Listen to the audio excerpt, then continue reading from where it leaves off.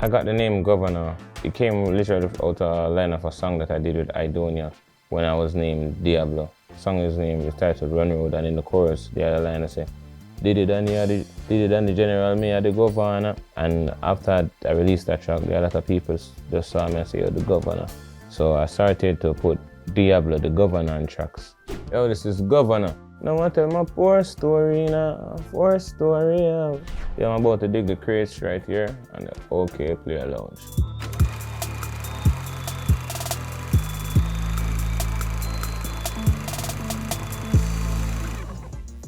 I stayed at home and discovered music. My dad, he loved music. I'm probably a big Sizzla and Beres Hammond fan because of my dad. He definitely loved those artists.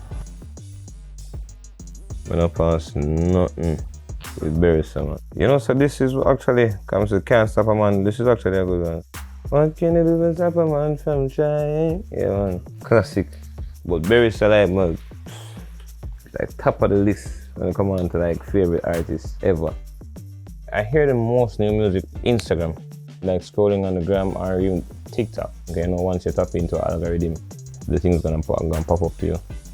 I'm a huge Lil Wayne fan, Red Weezy, definitely. Drake also, Drake is also a dope artist. I'm an artist that go for like lyrics. I love lyricism. And I love like soulful, like Erykah Badu and stuff like that, and Mary J. Blige. Like a lot of people, like even randomly, like Nate Dogg, S.A.P. Monday Voice, crazy. A lot of people discover my music through streets of Jamaica. So I do a lot of music for the streets. And a random block or just even a random transportation. Like in Jamaica, we have a thing like called the coaster bus. You know, like for instance, right now I like the songs that's playing the most in the coaster bus, a song by the name Morning Sir. Social media also, that's the biggest vehicle for music or discovering anything new. I grew up listening to artists like Sizzla Kalonji, Beres Hammond, Beenie Man, Bounty Killer, definitely, Biggie Smalls, Tupac, those just to name a few. Till Shoutout album also stands out to me. Like there was this Beres Hammond album. I played that religiously and like recited all the lyrics. You know, it was so sonically cool to me and pleasing to the ear. This is our Shabba album, this is our record.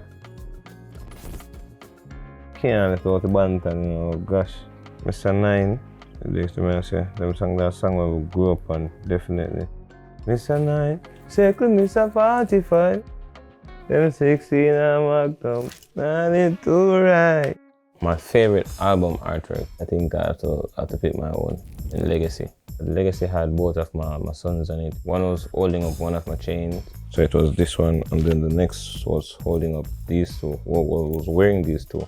One was stooping down and one was standing up. Now when I got the pick, that wasn't the initial pick that I was going to choose for the album, but like the first time seeing it, it just spoke to me. And it was just, I can't even find the words to describe it. It just looked like the title of the album, Legacy. It just showed me, you know, two different versions of me, because both of my sons, they were like split in the middle in terms of my personalities. One is more cool, one is more Romeo, one is more Govana. Yo, my boy, yeah man, if we drop the vinyl, I'll work on it. Glad to see actually people still collecting vinyls. So one of the general elements. Peter Tosh, you get me, I say? You know it go. Jeez and peace. That man a real OG. That man was like the rebel. In the Bob Marley era coming up, that the inception of reggae music and the roots of it, this was like a rebel. Him? Oh, Bumbleclad. My favorite song from my catalog would be No Complaining. Before my name Govana, I had a name by the name Diablo. No Complaining was the last song released under that moniker. And it just started a new era for me. But that song meant so much to a lot of people, like a whole lot of people up to this day. It's not as big or mainstream as like a lot of my songs. However, I don't think no other song meant so much to like random people. Like randomly people just tell me that song is the song that brought them through some of the roughest times ever.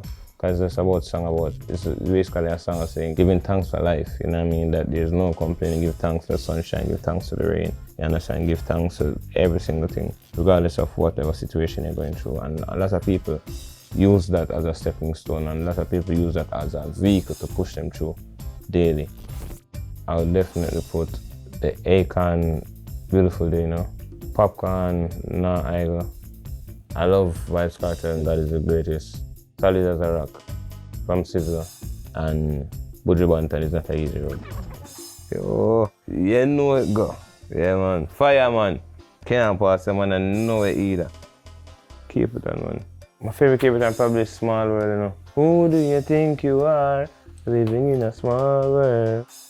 The last body of work I paid for, Ding Dong album. Yeah, big up Ding Dong. He's a real pioneer in this dancehall game, and he's a guy that when I was just about to get the break, I had this song named Gal Clown, but he was on the same beat as me, and so it was a whole juggling with Aidonia, yeah. And trust me, Ding Dong was in the dancehall, pulling up that song, like giving the selector money, pull up that Govana, and he's dancing to it. It helped to keep the energy around that song. It helped pushing it until it actually got the break. And when that song got the break, that's when I got the mainstream break. So that meant a whole lot to me, The last concert I attended, Aidonia's 20th anniversary, and that bill consisted of some of the best in the industry of dancehall. Some heavy hitters, including Aidonia, definitely. Movado, it included Sizzla Kalanchi, Shensia, Jaya Kingdom, Baby Shams, Braga Benz, and it was at the UBS Arena in New York. Trust me, it was a success. It was crazy and it was a good look for dancehall, and I thoroughly enjoyed myself. 2 artists that I would like to see collaborate. I would like to hear Chronixx and Assassin. It would be dope to see both of them on a track and see what direction they will bring it to. Sonically, I think it would also sound good. You can't pass this one. That'll be a disrespect to dance and reggae music. I appreciate a lot more of them things, Like even the artwork, to see like them talking how they came up with it and stuff like that. And just like the whole vibe, This is a total classic in our genre. Who on this wall right now that I would like to collaborate with? That's an easy one. Definitely Beres Hammond. That's my dream collaboration. Beres, definitely. That man can't do no wrong for me. I just think he's the greatest. I think he's the best. I think he can't put a foot wrong. No bias towards Beres Hammond. And there's a reason, because he's just undoubtedly one of the greatest to ever do reggae and dancehall music. And that means so much to me and him being on a track. That means like everything to me. I think it also that means so much to my father and even my mother too. So them wouldn't think, because they probably feel like we do a lot of ranch music but even though I do a lot of subtle stuff also. And it will be a challenge for me also, But it's something I'll definitely look forward to being on a track with Beres Hammond. Yeah, man, I thought, man. Yeah, man, them definitely grew up listening to Nelly, Like Air Force One, them and them songs, they're like classic, Nelly had a sound that was like fresh to us back in Jamaica, like growing up listening to Nelly. It was like very refreshing. Great guys, Night nurse, only you alone can quench this thirst. OG, a top performer. The significance of 3 of my choices here today. Exodus, I think it's self-explanatory, And then there was 2 points where I was visiting like the Exodus project even more in depth when I was doing the artwork for Legacy album after I watched the One Love movie. It's such a great project. It means so much to reggae and dancehall music. I think the Bob Marley bar is a good bar to shoot at, to try to reach. I think there are 2 names that whenever you go across the world and you say Jamaican, it's Bob Marley and Usain Bolt. Peter Tosh, this is Legalize It. Peter Tosh also now speaks to me with the rebel side of me. He was so rebellious, he was hard to control. You couldn't just tell him what to do and he just do it. You have to give him a reason, and if you don't feel like it, you just don't feel like it. And at times you need that, you need to be a leader. So much greatness. I'll try and mix it up a bit now. Mega Banton. The reason why I went with Mega Banton now is because he's such a dope artist, but I don't think he gets the flaws, he don't get the praises he deserves, and I think that's something I can relate to. Banton! Yo, so underrated, Mega Banton. Is really and truly a great artist. And someone I met personally, and a great person also. But a real talented dancehall artist, but he's not mentioned in a lot of like the arguments nowadays. But me, I give him flowers from Mega B. Bad artist. What's my favorite music video? There's this guy by the name of Stormzy in the UK. I'm going forward with it now. When y'all made me do it. That was so dope. Like, I can't believe I actually sit and watch it. Like, when I saw it, I was like, yo, who's watching this? 10 minutes, is a movie. Like, what is this? But, like, I watched it and I was so like, oh, this crazy still, you know? But definitely love that video. My top 3 albums of all time. I love The Real Thing by Sizzla. Dope. Till Shiloh by Buju Banton. Chronology from Chronixx. 3 albums that define my upbringing would be Prezija from Sizzla. Definitely Till Shiloh also from Buju Banton. And Bounty Killer, New Millennium. Yo, that man in the rap, you know. The man used to come for a thing named Jazz and Blues Festival in Jamaica. Once his name popped up on the flyer, it was always sold out. In Jamaica, there is a thing, we call them like soul music. We don't call them souls. So it's like, you have a lot of sound system that create like basically mixes with them. Lionel Richie songs are things that we grew up on in Jamaica. I got the name Govana. It came literally out a line of a song that I did with Aidonia when I was named Diablo. The song is named, the title Run Road, and in the chorus, the other line I say, did it and the general, me the Govana. And after I released that track, there are a lot of people just saw me and say, yo, the Govana.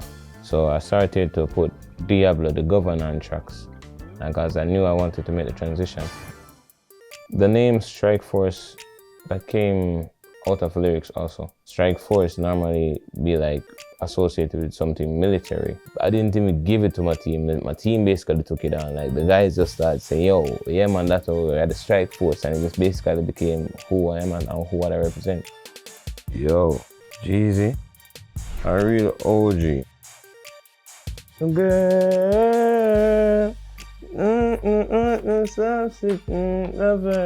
oh, yeah man.